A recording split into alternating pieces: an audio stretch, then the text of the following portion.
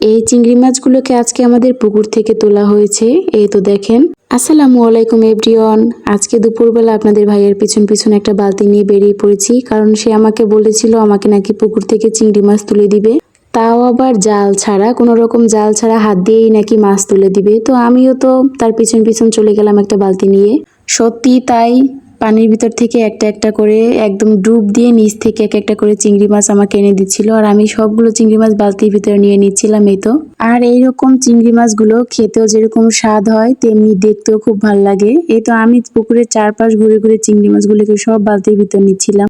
পানির ভিতর থেকে এক একটা করে চিংড়ি মাছ মাঝে মাঝে ছুঁড়েও মারছিল, আর আমি সেগুলোকে নিচ থেকে কুড়িয়ে কুড়িয়ে নিচ্ছিলাম। আসলে এমন কিছু গ্রামীণ পরিবেশ সত্যিই দেখতে খুবই সুন্দর লাগে। এখানে একটা মাছ আমাকে মেরেছে, আর আমি তো এই মাছটা খুঁজতেই ব্যস্ত। এতে আমি অবশেষে মাছটা পেয়েই গেলাম। এখানে দুপুরবেলা প্রচুর রোদ ছিল, তবে অনেক বেশি আনন্দও পেয়েছি। এখানে সে আমাকে বারবারই এক একটা করে চিংড়ি মাছ তুলে তুলে দিচ্ছিল।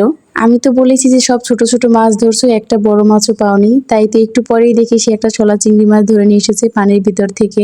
আমাকে এটা দেখাচ্ছিল, আর আমি এটাকে বালতির ভিতর নিয়ে নিলাম। চিংড়ি মাছটা তো বালতির ভিতর খুবই লাফালাফি করছিল। এবার আমি এটাকে ধরে ধরে দেখছিলাম এটা কত বড়।